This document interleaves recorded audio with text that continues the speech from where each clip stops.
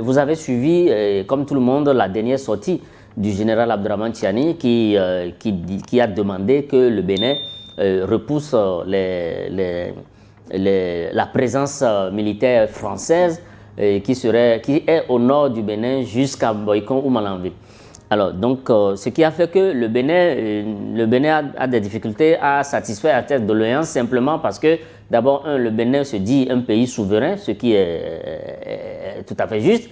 Et ensuite, le Bénin a déjà dit auparavant qu'il n'y avait rien d'une présence militaire française, une base militaire française ou occidentale dans le nord du Bénin. Et donc, dans ces conditions, le Bénin, il est difficile pour le Bénin tout simplement de venir déplacer quelque chose qu'il a déjà dit n'existant pas. Donc, c'est vraiment une impasse et c'est ça qui bloque jusqu'à présent l'ouverture la réouverture de la frontière de Gaïa. Mais je crois que les informations font état de ce que les deux pays continuent quand même d'échanger et certainement qu'à un moment donné, ils trouveront les moyens de relancer la coopération et que le Niger pourra vraiment ouvrir sa frontière. Est-ce que vous pensez que le Bénin peut réellement peser sur la décision de réouverture de cette frontière ou est-ce qu'il reste tributaire de la position de Niamey? Non, les frontières au niveau du Bénin sont ouvertes. La frontière qui est fermée, c'est vraiment la partie du Niger. Donc, le seul responsable pour réouvrir cette frontière, c'est vraiment le gouvernement et les autorités nigériennes. Donc, le Bénin... Une réelle ouverture, c'est une mobilité aussi. Oui, tout à fait. Entre les deux. Absolument. Je crois que les experts ont travaillé sur la question, les experts ont rendu leur rapport, mais le point d'achoppement ou la mésentente qui perdure, c'est vraiment la présence dénoncée des autorités nigériennes, donc des Français au niveau des armées françaises qui seraient installées dans le nord du Bénin. Donc, à partir de ce moment, je crois que le travail qui reste à faire pour les deux pays, c'est vraiment de continuer à discuter pour trouver une solution. Dans un contexte qui était déjà fragile, cette fermeture prolongée, donc fragilise les échanges commerciaux. Oui, ça fragilise les échanges commerciaux, mais pas que. Parce qu'aujourd'hui, la fermeture de cette frontière a handicapé sérieusement certaines activités génératrices de revenus pour les populations. Et donc, quand un grand nombre de populations se retrouvent au chômage du jour au lendemain et que ça perdure sans perspective d'amélioration, cela va approfondir la pauvreté et cela ne fait que fabriquer davantage de candidats au terrorisme, qui déjà dans la zone, qui est déjà une zone où les recruteurs ne font que recruter davantage. Donc, je crois que c'est une situation qui ne produit pas que de la souveraineté pour les États, mais qui génère également des potentiels candidats à la pauvreté et donc au terrorisme également. Parlons de sécurité. Le président du Nigeria, Bola Tinubu, a accusé les pays de l'AES d'aggraver la situation sécuritaire dans la région. Mais que cherche-t-il, selon vous, à vraiment révéler à travers ces accusations? Non, le président Bola Tinubu est connu aussi depuis longtemps pour sa ligne dure envers les pays de l'AES. Mais la sortie du président Tinubu on dirait que le président Tinubu est en train d'oublier que pendant que le Nigeria était depuis longtemps en proie au terrorisme, notamment le Boko Haram, et en ce moment, la Libye n'était même pas encore détruite et en ce moment, le Sahel n'était pas encore envahi par le terrorisme tel que ça se passe aujourd'hui.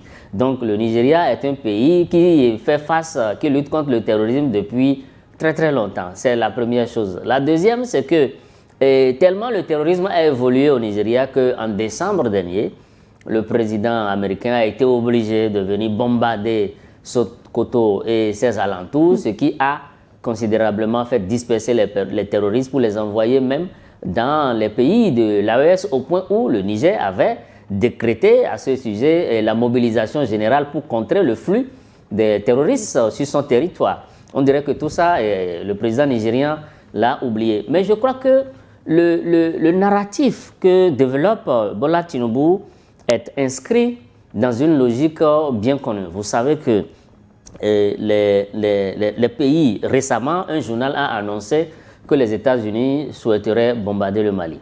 Et avant ça, il y a eu 2 résolutions du Parlement européen. Un sur le Nigeria, dénonçant la prison persistante, si vous voulez, pour le président Bazoum. et un second sur le Burkina Faso. Vous y voyez un lien entre ces différents événements? Mais en tout cas, tout ça concourt quand même est en train, on dirait que tous ces discours permettent de mettre une opération en place. Et c'est ça le problème. Donc aujourd'hui, quand le président du Nigeria stigmatise donc, les pays de l'AES, en oubliant que pendant longtemps, et depuis longtemps, le Nigeria a été une base arrière du terrorisme, c'est quand même assez étonnant.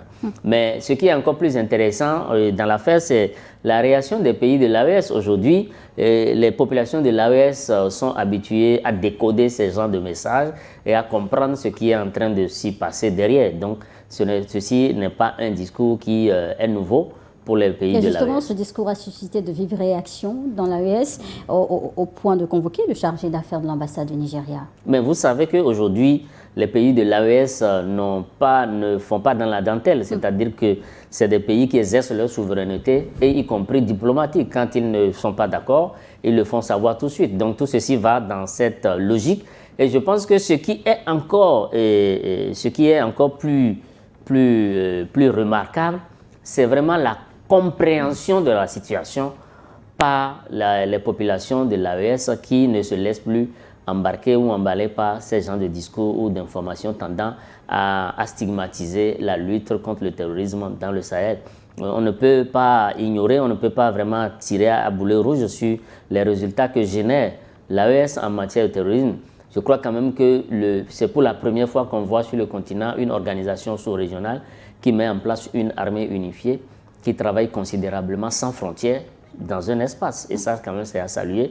Je crois que c'est un exemple que la CEDEAO devrait copier. Et au lendemain de ces événements, est-ce qu'il y a des risques d'aller vers une confrontation diplomatique ou est-ce qu'il s'agit encore là d'une crise conjoncturelle? Non, je ne pense pas que ceci va aller dans le sens d'une confrontation diplomatique et que cela pourrait aller plus loin que ça. Je pense que les peuples, que ce soit de l'espace CEDEAO et même de l'AES, sont des peuples frères qui vivent ensemble. Mais il faut faire observer que en 2023, lorsqu'il y a eu le renversement du président Bazoum et que le Nigeria s'est joint à d'autres pays au niveau de la CEDEAO pour tenter une action militaire pour rétablir le président Bazoum, il y a eu la forte et influente communauté Hausa du Nigeria qui tout de suite a rappelé à l'ordre le président Tinubu. Donc il y a cette forte intégration des peuples qui agit et qui est là pour calmer aussi l'ardeur, la mauvaise ardeur des uns et des autres, je crois. Et dans ce contexte de tension perceptible, est-ce que le président sénégalais Bassirou Diomaye Faye, qui vient de prendre la présidence tournante de la CEDEAO, est-ce qu'il pourrait véritablement jouer un rôle de médiation? Oui, mais en tout cas, la CEDEAO lui a confié cette mission. La CEDEAO a nommé aussi un négociateur en chef. La CEDEAO a changé également de président de la commission. C'est désormais un général sénégalais qui officie à la tête de la commission.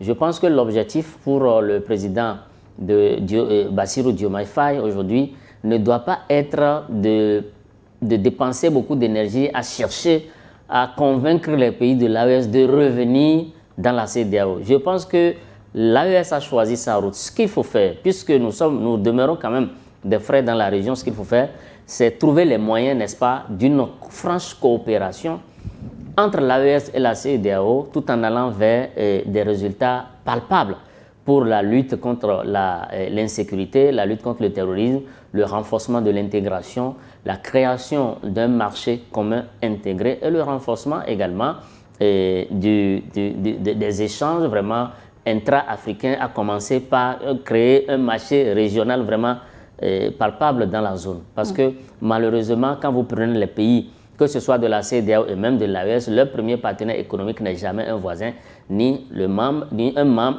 de la même organisation. Le premier partenaire économique est toujours en Europe ou en Asie. Donc je crois que c'est plutôt ça qu'il faut corriger plutôt que de perdre beaucoup de temps dans l'organisation institutionnelle politique de l'espace.